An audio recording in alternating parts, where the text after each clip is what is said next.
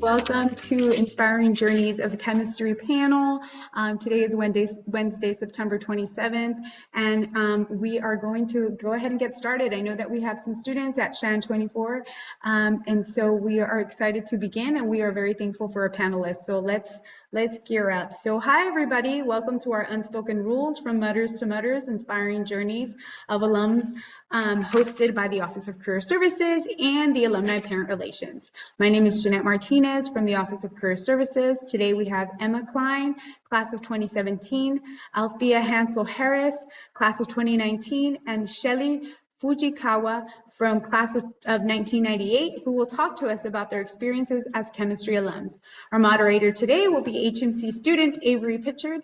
This will be recorded and shared on HMC's YouTube channel. We will take questions at the end of the event, but please feel free to submit questions in the Q&A box. And for those at the viewing party, please submit your questions on the orange paper and submit it in the box, and I will jump right in and get some questions, and we can ask them throughout the event. Vanessa Chu, Assistant Director of Alumni and Parent Relations, will be moderating the Q&A, and we will type the questions as we go along.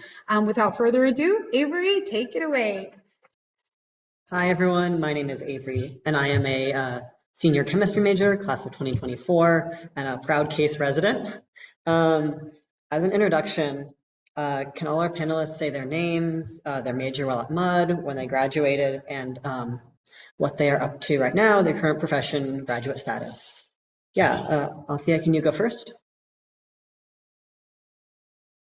Yeah, hi everyone. My name's Althea. I was class of 2019, just a straight chemistry major. And right now I am an MD PhD candidate. I'm doing my MD at UC San Diego, and I'm doing my PhD at Scripps Research. Thank you. Emma? Hi everyone, my name is Emma. I was a chemistry major, graduated in 2017, which feels like way longer ago than it actually was.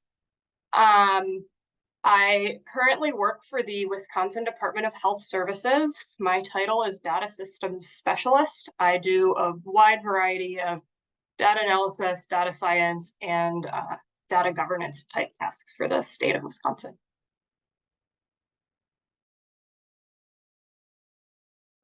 Thank you. And Shelly? Hi, everyone. I'm Shelly Fujikawa. I'm class of 1998, so older vintage than everyone. I am currently a patent attorney located in Seattle, Washington. Oh, and I was a chemistry major. All right, thanks everyone. Our first question for the evening is, what led you to choose your major, and did you have a certain career in mind when you picked it? And then Emma, can you start us off? Yeah, from being a very young child, I knew I was interested in health research, and specifically I wanted to do kind of like wet lab virology type research. So when I started at MUD, I thought I would be probably math comp bio I was leaning towards the most, but in my first year, I just found myself really enjoying my chemistry coursework, and I think really the faculty are what won me over. Just the chemistry department was such a welcoming place, and I felt very supported in my studies, and there was work in the type of field I was interested in Prof. Haushalter's lab, so I kind of went forward with chemistry, and I don't regret it at all. I think it was a great choice. Thanks for sharing. Shelly? I think what drew me to chemistry was the labs. I really liked the hands-on wet lab aspect of chemistry. And I did enjoy my first year chemistry courses. I think that helped me decide on a major. And you had a second question. What was the second part? Oh yeah, the second part was, did you have a certain career in mind when you picked your major? No, but I vaguely kind of understood that the path would be going to graduate school, but I didn't have anything after that planned. So.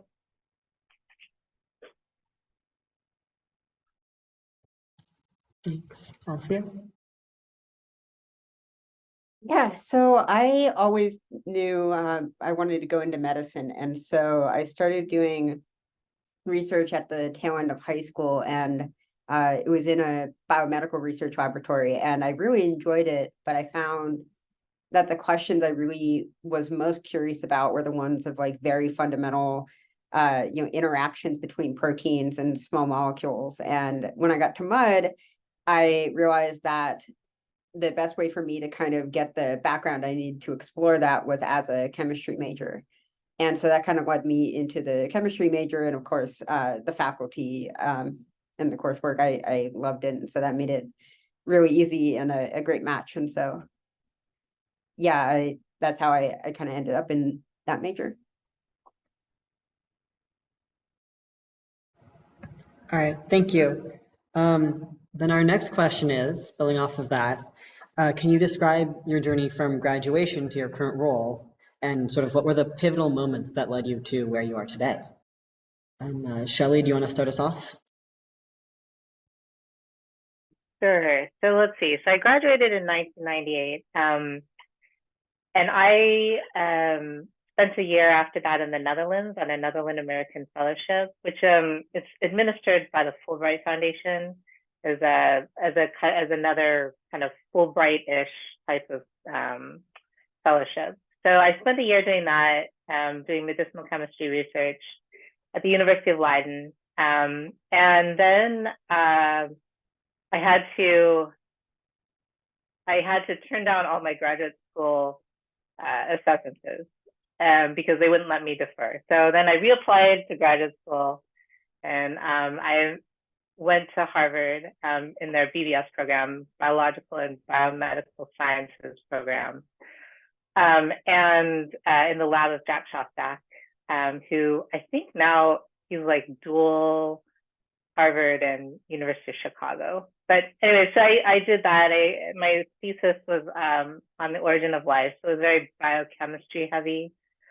And then as I was getting out, so this was 2003, I kind of looked around at my peers and looked at what people were choosing as their path, and decided that I didn't really have the passion to go into academia. I mean, that it's a long road, right? It's like you go to postdoc, and then you become an assistant professor, and then you work really hard to become an associate professor. And I just didn't have, I felt like I could do it, but I didn't have that same passion that I saw in my peers. So I actually went to a panel very similar to this while I was in graduate school. It was about alternative careers, what you can do with your PhD after.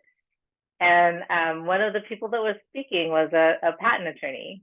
Like, oh, okay, that seems like a interesting job. You get to still learn about really interesting science. You get to interact with scientists, but then there's this other aspect that you get to learn about law. Maybe I'll try that. So I applied up and down the East Coast, Boston, DC, New York, and I landed my first job in New York, on Manhattan, at this firm. And at the time, they were training newly minted PhDs as scientific advisors, and eventually they would send you to school at night, and you would work. I worked during the day. So I spent 4 years as a patent agent, and learning kind of the trade during the day and going to school at night, and then eventually got my law degree. And then I've been working as an attorney ever since, patent attorney. So I help people, and as I do, they call it preparation of applications and prosecution of those things. So I basically help people get patents for their inventions, and it's been good. And hopefully, if anyone has any questions, they can ask me later about it.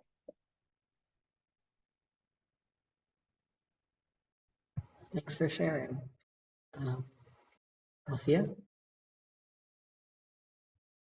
Yeah, so my path's been pretty straightforward so far. I graduated not too long ago, and I applied for MD, PhD programs directly out of MUD. So I interviewed in my senior year, and then started at UCSD in the fall of 2019. And then I spent 2 years there, and then I've been in graduate school for a little over 2 years now. And then I get to go back to medical school in another 2 years, and then someday I might graduate. So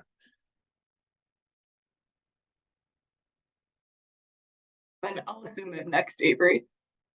So parallel to my interest in kind of wet lab science around diseases and stuff, I also had a long-time interest in public health and global health. And so while I was at MUD, I had some really, really awesome opportunities. I spent 2 different summers sponsored by the Ben Huppy Memorial Fellowship Fund to do global health internships abroad. I also did a study abroad program through the MUD Office of Study Abroad. Those programs, the first summer I spent abroad, I was in Tanzania, and then I studied abroad in India and stayed on, supported by the fellowship. So those experiences combined with my, I think, lack of skill at being a lab scientist really kind of pushed me into public health as a choice of field rather than kind of like bench science and going down the PhD path. And so my senior year, I applied for a master's in public health programs where I could get a degree in epidemiology.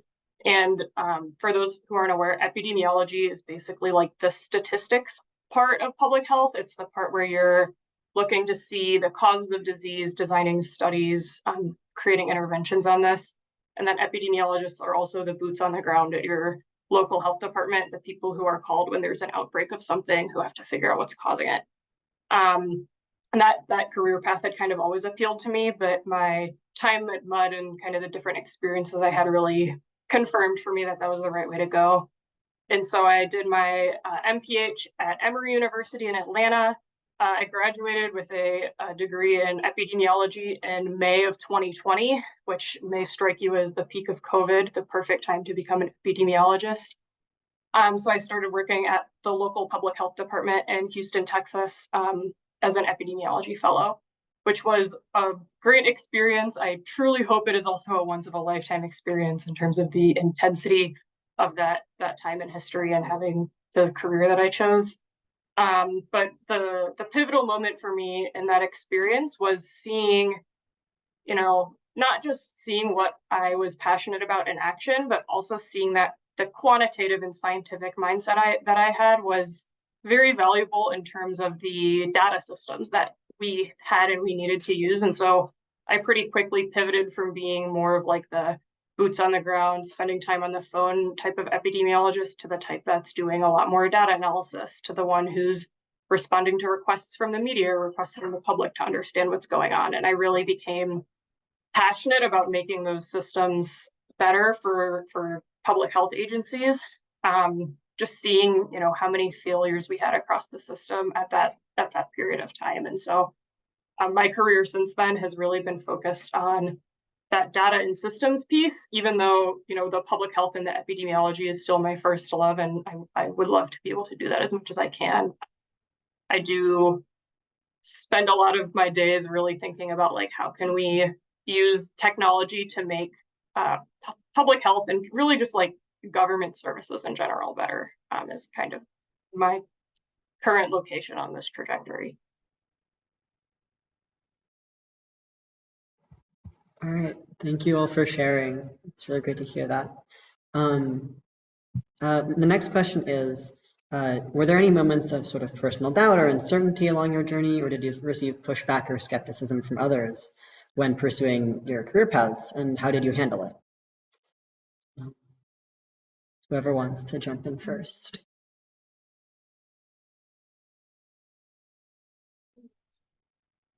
I can go. I saw this question on the lists, and I thought this was a super interesting one.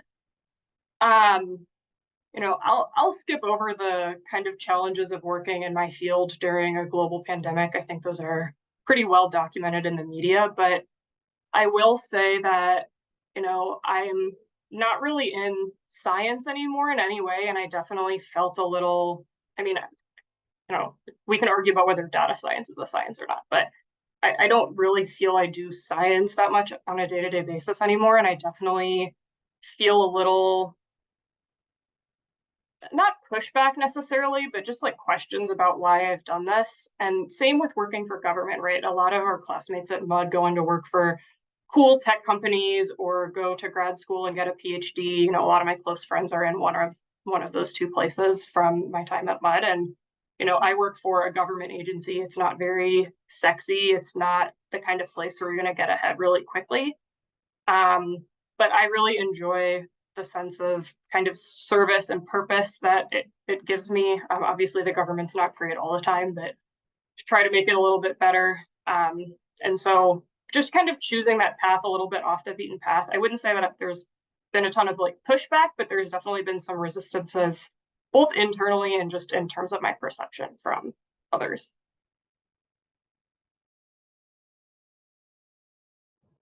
Thanks.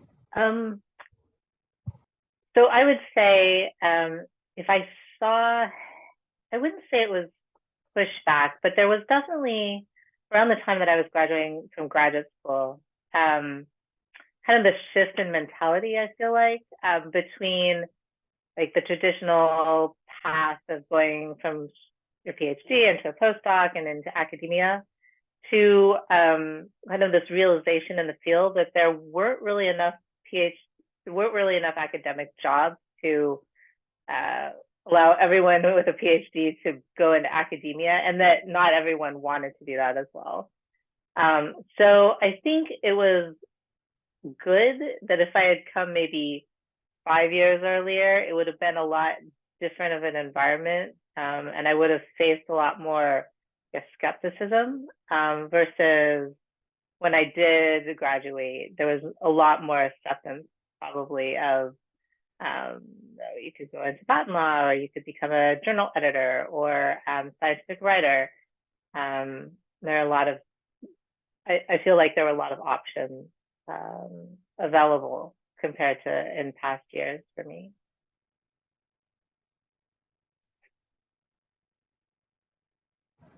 Thank you. Yeah, I think this is also a great question, and I think for me, still being kind of in grad school, the hardest part has been these middle years over the last year where so on the MD PhD track, it's 8 years total if you graduate on time, which a lot of my classmates, because of COVID and the lab shutting down, have not been. And so in the middle years, it's a little bit hard for us because all of the students that we started the MD program with have now graduated, and they're now real doctors out in the wild treating patients. And so a lot of people in these programs tend to either skew more clinical or more research oriented. And I have discovered for myself, I skew a little bit more clinical. And so it's been a little bit hard in the research years trying to keep myself focused on the science 100% of the time and not feel like I'm missing out on something, and remind myself that I'm actually working towards something that's also valuable.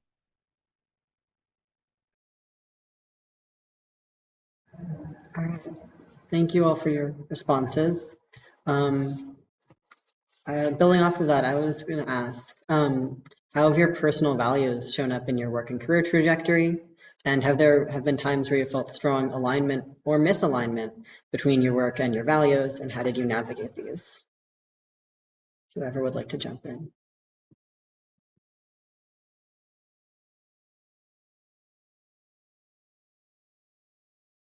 Shelly?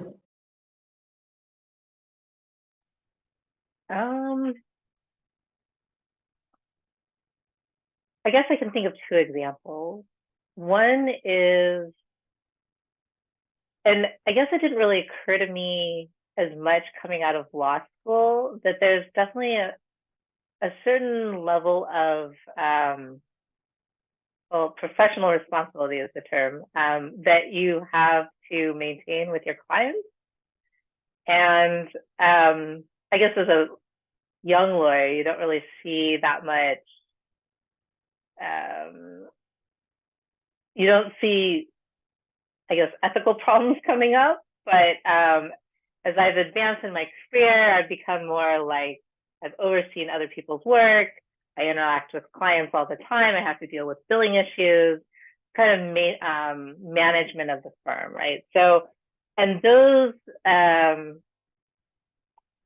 types of issues often, often, maybe once or twice a year, I have to deal with these like ethical issues surrounding an attorney and like my personal preference, because there's of course some gray area in these like ethical issues and what is right versus what is wrong. There's just definitely black and white, but there's this middle ground where it could be right, it could be wrong. And so I've had to kind of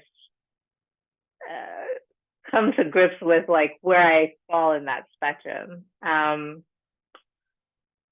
then I guess the second way this question comes about is I think I had to, when I was starting out as a lawyer, there were different paths I could have taken. Like I could do prep and pros, which I do right now, or I could do litigation, or I could have done transactional work, which is writing contracts. And I think I liked the, so prep and pros is very deadline based. And you always know the deadline, and I mean, there's always this fire drill that could come up, but for the most part, if you have reasonable clients, like things are very, like not steady is not the right word, but like, there's like, it's very, you know what's going to come next. So, and I like that because, it's very predictable. So like if I know that I need to be somewhere at a certain time to do who knows what with my kids, I could be like, I got to get all this work done so that I can meet this deadline so that later I have time to do whatever I want to do. So, but litigation, and so I had it, and I did do a little bit of litigation, and it was interesting work, and it was like very fast paced, and you're like, but I felt like it's very unpredictable. And I think that's part of the reason why some people like it. But it just is very hard to kind of have make promises to other people for other things outside of work in a litigation setting. So I guess those are, that's actually one of the major reasons why I chose prep and pros over litigation.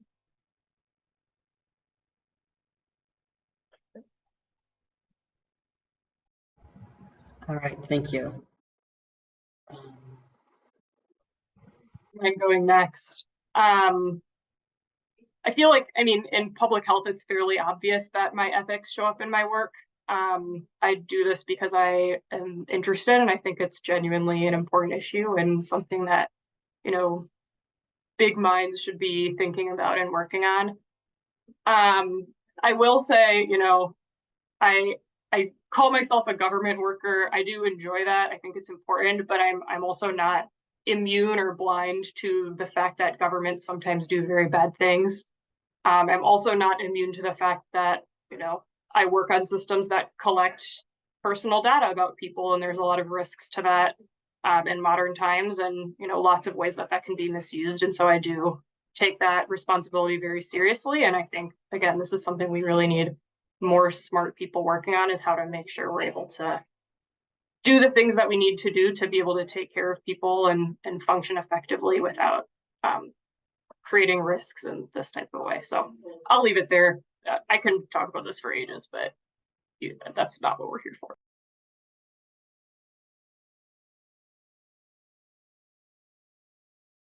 Thank you. Althea, do you have anything to add?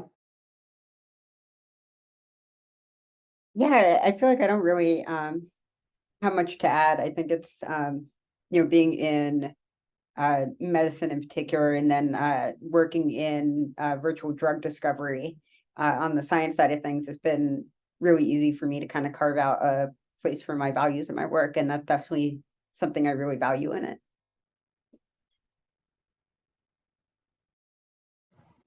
All right, thank you all. Now we're going to have our next question, which is how have you and how do you seek out or create opportunities for growth in your career?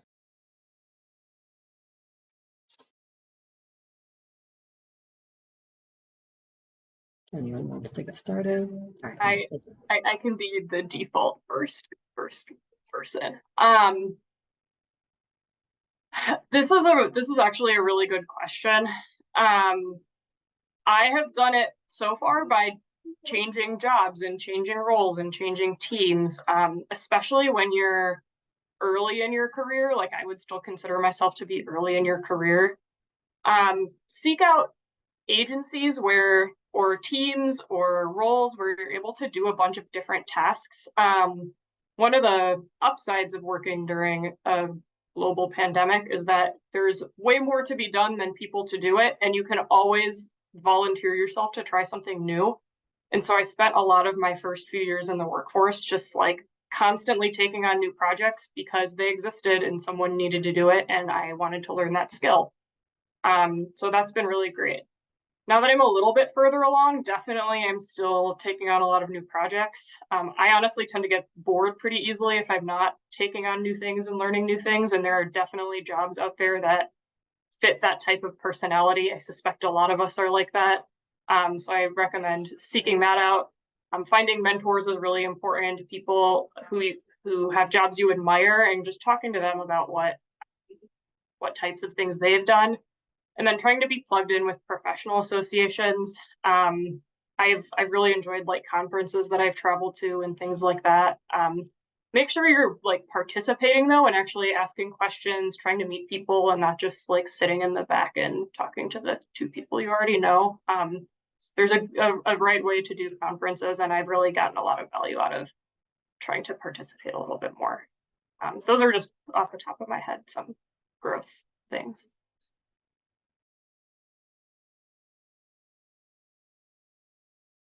I think it's pretty easy to find ways to grow in graduate school, because that's kind of the whole point of it. But one of the things that I think I've really appreciated in the last couple months is that I finally have started being a teaching assistant in the graduate program, and then specifically actually have a rotation student with me right now that I've been teaching. And I think kind of stretching myself to learn how to not just do the science, but then communicate both the technical aspect of it and the theory to a new student has been really fun and rewarding. And I actually even reached back out to my thesis professor for MUD, who's now at Spelman, for some guidance on that. And so I feel like really kind of leveraging those connections and then learning how to teach has been really valuable for me.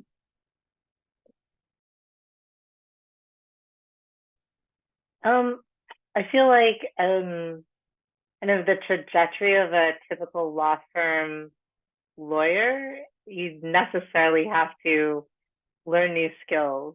So for example, like when you're just starting out, kind of you learn the law, right? And how to do kind of the lawyerly aspects of whatever you're doing. And then as you get along, you start training others to do the same, which teaches you kind of in a different way what you were already doing. And then as you get more and more along, eventually you start getting into the more business aspects of the law. And when I was told as a young lawyer, like law is a business, I was like, no, it's not. Like I sit there and I read documents and I write things, but it really is a business. And so like learning how to pitch to clients, learning how to advertise for yourself, advocate for yourself, learning how to negotiate fees with another person. Like all these skills are they're definitely learned skills for me. Like some people are just naturally good at these skills, but and it's very been much for me like a trial and error process, like, oh, that did not work very well at a conference or whatnot, or that worked really well, I could try it again at a different conference. So it's been, I guess, for me, it hasn't been, I haven't purposefully thought about it, but it's just kind of because of how law is and being in a firm, that's just how it is for a lawyer. All right, great to hear from all of you guys. Similar to that, how have networking and building relationships played an important role in your career?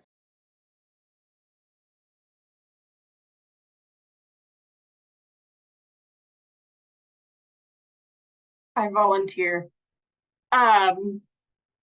When I first started working, I was very focused on, like, if I just do a good job at my work and I keep my head down, people will respect me and I'll get ahead. And that's somewhat true. Like, you do need to do your work and stay out of drama, but there's also a huge aspect of work that is just networking and being connected with people and getting to know others at your workplace. And this is, I think, something that is maybe going to be more challenging for those of you who are students right now, as we're figuring out, hybrid work versus in-person work versus remote work. I know when I started, even though it was a pandemic, because we were an essential service, we were still working in person. So I really did get a lot of FaceTime with folks, above me in the hierarchy, folks with a lot more experience than me, and just like people who worked at the same workplace as I did, but we didn't really work directly on projects together. And, those relationships really, really helped me, not just in, figuring out how to navigate the bureaucracy, figuring out how to kind of get my little pet projects approved by the people in charge, but also helped me figure out, well, this person has a job that I think is really cool. Like, what did they do? Let me talk to them. Or, I thought this was the kind of job I want to do, but that person makes it seem like their job is terrible, and I definitely don't want to do that. So that type of thing is really important. I think I addressed the question. Yeah, thanks for your response.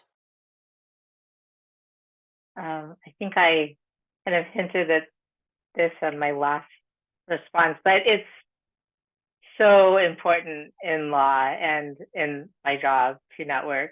Like, that is probably the number one skill that I wish I was better at.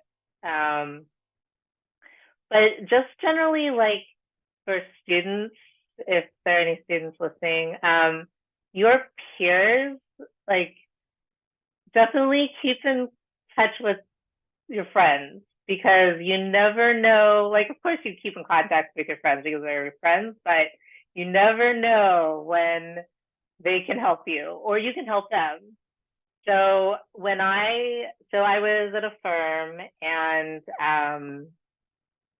the Seattle office closed, and I didn't know what I wanted to do. I had a 1-year-old and a 2-year-old. So, and I was fortunate enough that I was in a position that I didn't have to work, or I could stay at home with my kids. So I left the working world for about 2.5 years. And as my older one was getting ready to go to kindergarten, I was like, well, it'd be nice to get back into working at a firm or somewhere. And I knew that it was going to be a really long process. But then one day, like, out of the blue, my graduate school's housemate's wife contacted me. And at the time, I mean, I knew them as like they were dating, but then they got married. And she's like, hey, I have a former colleague that is looking for someone to do prep and prof, to do what you do. And I'm like, well, okay, like, can I have your resume? I'm like, sure. So I dust off my resume and I interview. And she's like, when can you start?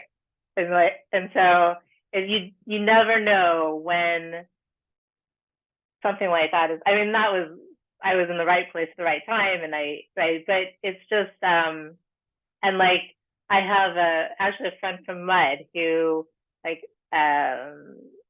we were roommates together in New York, and he's a patent attorney and I'm a patent attorney, and so you just have these connections, and we refer work to each other, things like that. It's super important, I would say, and know, and also like, and it's fun to keep in contact with people too, like, because they're just, I don't know, you have like this very shared experience that isn't replaceable, I guess. So.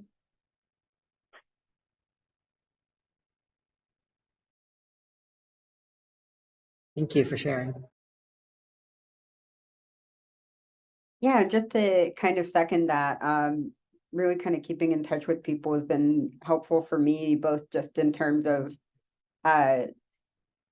in some degree decompressing from Mud after graduating, and then also there have actually been a couple times now where we've had some issues getting some drug compounds synthesized by the chemical vendor we've been trying to use. And so both times I have one of my classmates now up at UC Irvine who does exactly what we would have needed in terms of the chemical synthesis. And so it ended up not leading to a collaboration just because of the vendor finally getting back to us. But both times we were ready to go with that collaboration if we needed it. And that I think was a really nice kind of safeguard for my lab, just in terms of knowing that we could have had that to draw on.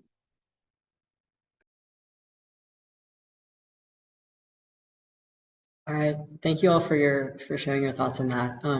We have a question from the audience actually, which is, when you first arrived to graduate school, did you feel like Mud taught you all of the fundamentals necessary to understand and succeed in your graduate school work?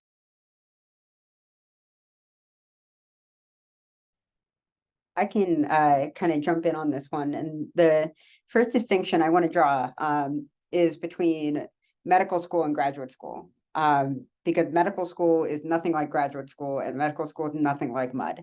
Mud, I felt like, really emphasized the thought process and thinking about new problems based on things you've already seen and how to logic through them. And that is very much not what medical school is like. At the end of the day, in medical school, there's just things you got to know, and you got to know them cold, and that's just memorization. And so the first 2 years of medical school were actually pretty hard for me coming out of Mud, just because I never learned how to cram, basically, because that just was so heavily de-emphasized.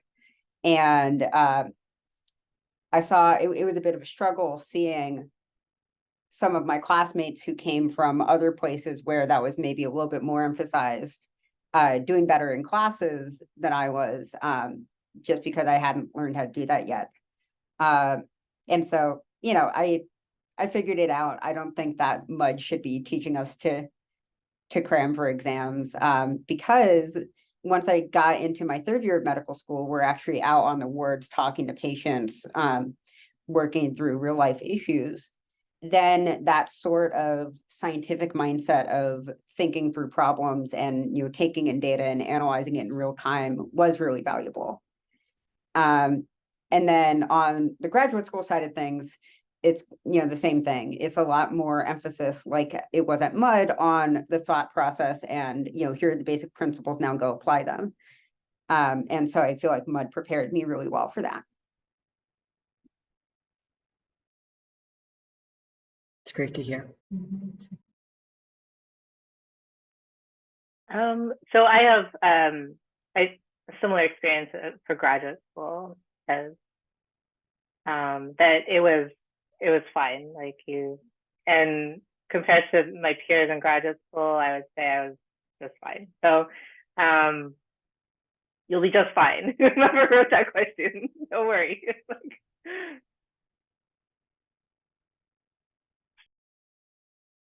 And I just have a master's in public health, so it's not anywhere near the grad school trials that the two of you have been through. But I would say I found grad school to be easy compared to mud. I spent way less time studying than my classmates. I would do my homework at school and go home at 5 like it was a 9 to 5 job. I had no issues whatsoever doing my master's program, and I suspect if you do something similar, you will have a similar experience.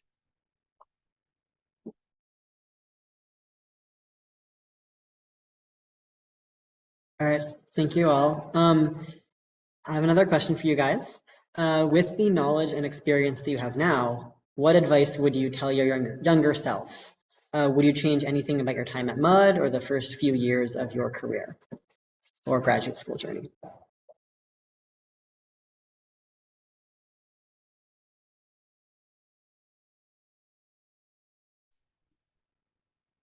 I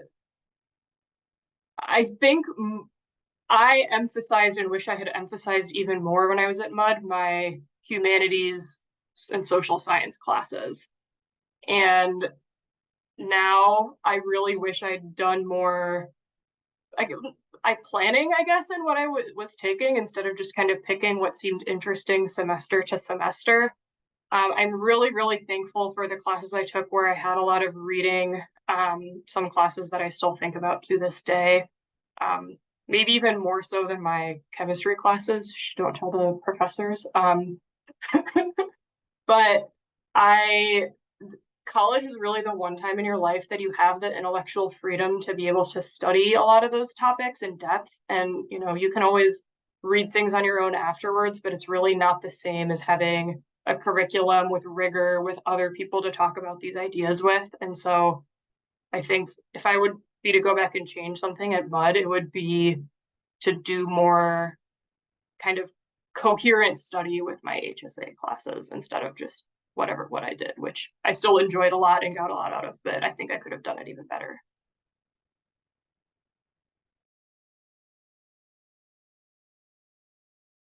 Actually, I get this question. I'm an interviewer for a college, and I get this question a lot. So I'll tell you what I tell the people that I interview is that I wish that I had more fun in college. Actually, I mean, I mean, like everyone, I'm sure on this call, I was kind of type A. I got to get the grade, do well in school. But at the end of the day, looking back on it, would I still gotten into the graduate program that I got into if I got a B instead of an A? Probably. So, like, go on that donut run or play that extra game. Of course, like, it's hard to tell someone in college that because probably everyone is still concerned about that, but it's probably going to be okay. Like, so that's what I would have said to my younger self, who probably would not have taken that advice. So, you can take that for what what you want. Yeah, I feel kind of called out on that one. I definitely could have gotten here with a little bit less stress and a little bit more sleep at MUD. I also I really love what Emma said about the humanities classes. I feel like after getting my butt kicked in HSA 10 a little bit, realized that do they still have HSA 10? Okay, thank goodness. Okay. I realized that I need to take a lot more writing courses. And so I ended up taking 3 writing intensive humanities classes, and I think that was probably the best decision I made at MUD. Because so much of being a scientist is writing, and the vast majority of your time as a physician is spent writing. And so I feel like becoming a good writer over the course of MUD was something I would kind of congratulate myself, my past self on. And definitely, also, I wish I had taken a philosophy class because one of my staff scientists was a philosophy minor, and I just don't even know where to start with any of the things that he talks about. So.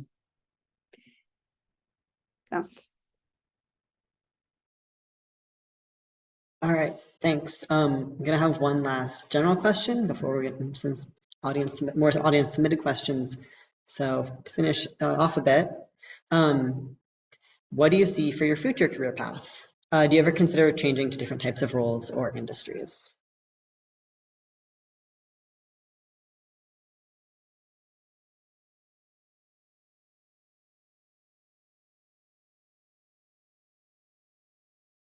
I I kind of feel like this question's a red herring, like assuming that we are all on a straight path.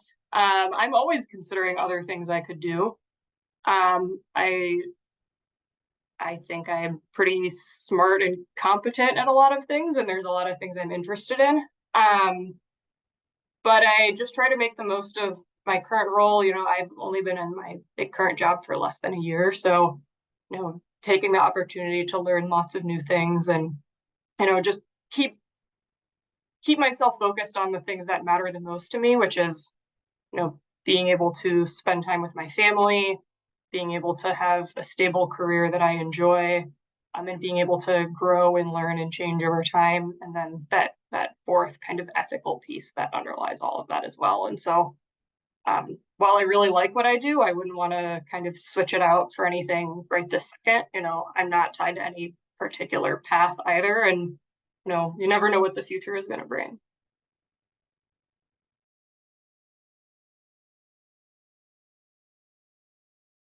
So for the foreseeable future, I will stay at a firm.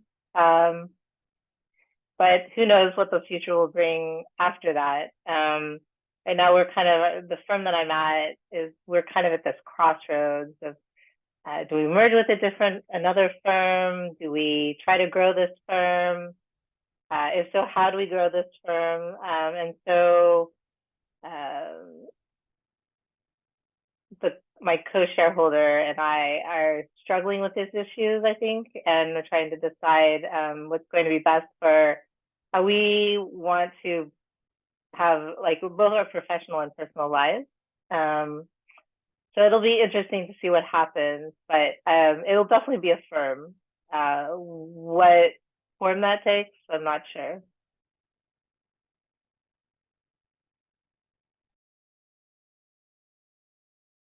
Yeah, I think for me, as I alluded to, I'm still stuck in school forever. With any luck, I'll graduate in 2027. So long after probably almost everyone at Mud has graduated from there.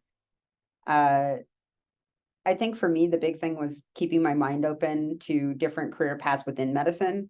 I came into medical school thinking I wanted to go into one specialty, and based on my experiences so far, I think I might end up in a very different one. And so, yeah, I still have to go through most of my clinical coursework, but just trying to keep my mind open to that.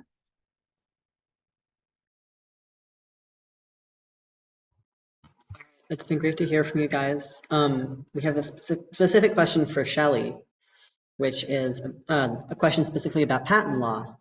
Do you think you were well prepared for MUD for this subject, and was the path you took one you would recommend to those considering this career? Definitely MUD gave a really solid science background for being able to pick up, because in whatever client comes across your desk or whatever application comes across your desk, you don't really get to choose. So whatever science it is, you're like, I'm going to become an expert in XYZ for 5 days. And so you have to pick up all the terminology, pick up all the science, and then apply it, right? So in that sense, I feel like MUD was really great for that. Let's see. That was like a multi-part question. What are the other parts of that I didn't answer? Yeah, the other part was this path you took one you'd recommend to those choosing your career? So I don't know. AI is going to significantly change how law is practiced and how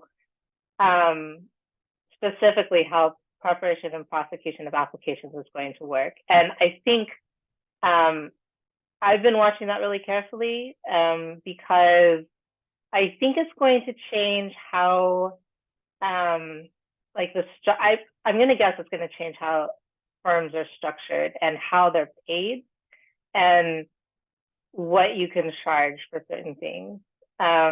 So I don't know, I'd watch the market and go to graduate school and have a fun time and meet lots of people and have a good time with your thesis. And if you're thinking about getting out 4, 5, 6 years down the line, then kind of see how, because I think AI is that transition is going to happen really fast. Like within the next, I would say, year to 2 years, we're going to see, I'm going to see how it's going to really affect how I practice. So I wouldn't say no, but I would be cautious.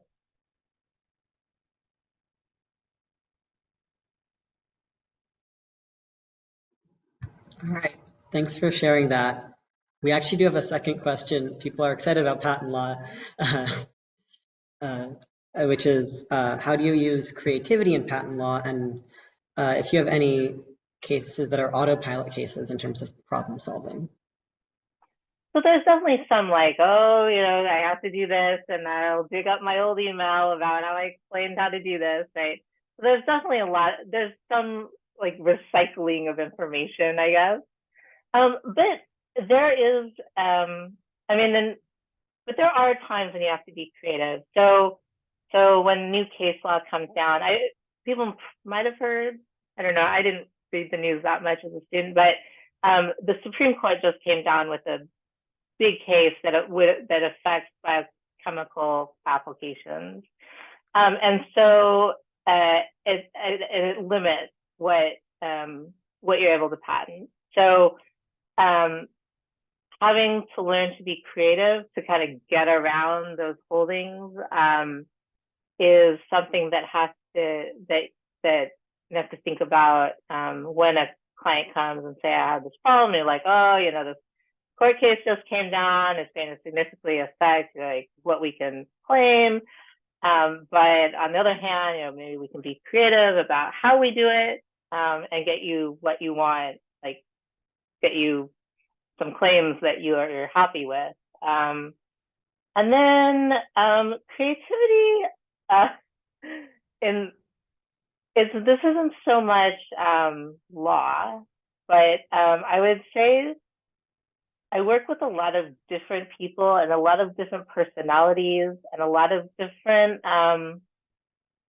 people who have different ways of thinking, right? So to explain something to someone, let's say he's like a hardcore scientist, takes a bit of like creativity, or like you have to be able to explain something in a way that they understand it so that you can get information that you need to do whatever needs to happen, right? So, and so I guess that's a different type of creativity, but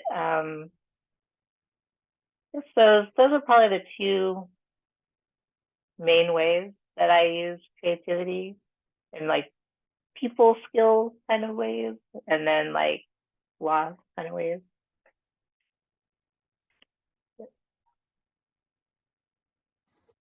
All right, thank you so much. We're going to close out with our last question, also from the audience. For those with partners, how did being in a relationship affect your grad school application process and beyond? Feel free to hop in if you have something to add. Yeah, so I'm going to say something maybe a little bit controversial, which is that I strongly believe in going somewhere because of your partner for grad school. My now wife, we met at MUD, and we actually got engaged in our senior year, and she's from San Diego, so a large part of why we came down here to UC San Diego was because she wanted to be closer to her family. Now that ended up working out very nicely with COVID, because it was you know, it was hard for all of us, and it was really nice to have that social support right here and not be, we would have probably been in either New York or Chicago, very far away from either of our social supports, otherwise. And so I think that ended up working out really well personally. And I discovered things at grad school that I don't think I would have discovered if I'd gone to a different school, just by chance. And I'm really grateful that I did discover them. I'm grateful I ended up in the lab that I'm in. I feel like I've been learning all the things I came to grad school to learn, and it's a great environment and it's everything I could ask for. And I think I can envision a scenario in which I could have seen myself choose a school based on, you know, more of the prestige or more of the, you know, name recognition, but maybe not have had the opportunities that I've had here. And I'm just really grateful to have ended up where I am now. And most importantly, my wife is a lot happier here. And that has been the most important thing for my own support. So there are probably people who disagree with me, and I think it's probably dependent on your specific relationship, but I certainly don't regret coming to San Diego.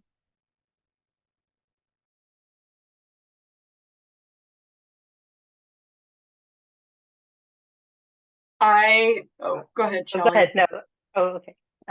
So I didn't meet my spouse until I was done. No, I had one more year of law school.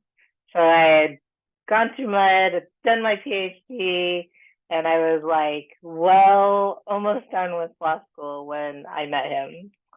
So I guess I have a very different, it's I think different when you're married or you're in a committed relationship and going through grad school versus not. I've kind of this, I have a very different path compared to other people in terms of like, I don't know who you socialize with and who you room with. Like I had roommates for forever. And I don't know, it's just different.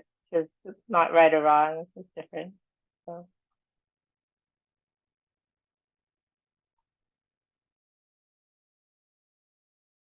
I'm happy to answer, but I see we're also at time, Avery, so it's up to you. You're the moderator. Yeah, go ahead and finish up. Sure. I think this is a really great question, because I've changed my mind on this question over time. When I was a student, I would have said, you know, we work this hard for our career, we should do what's good for our career, and we're young people, we don't know what's going on in our love lives yet.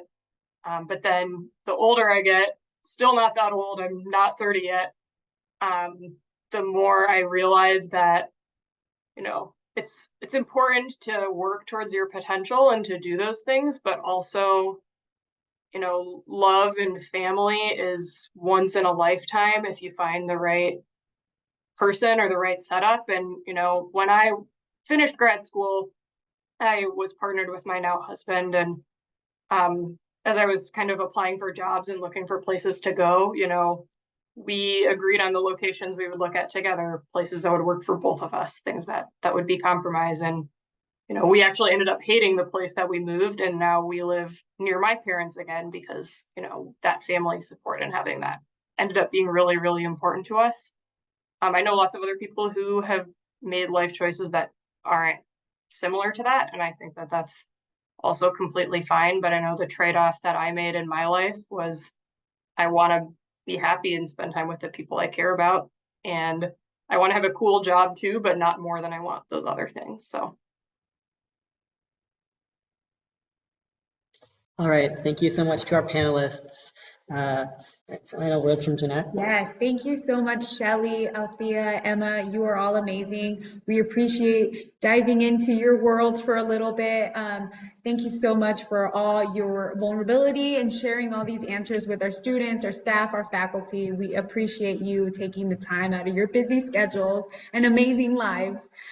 So thank you again for today's event. Thank you to Avery for hosting this and moderating. Avery did an amazing job. Woo! If you could hear Avery, we're clapping. Yes. So we will follow up with an email with the YouTube link and contact information of our panelists if they wish to connect. We also want to share that the Office of Career Services and Alumni Parent Relations is hosting another Inspiring Journeys of Bio and Inspiring Journeys of Grad Schools coming up. One is Wednesday, October 25th, and the next one is November 8th, so we can send an email about that. So please check your emails. And if you have any questions or future career-related events, please contact career_services@g.hmc.edu. Thank you all so much. Have a great evening, and you are amazing. Thank you. See you soon.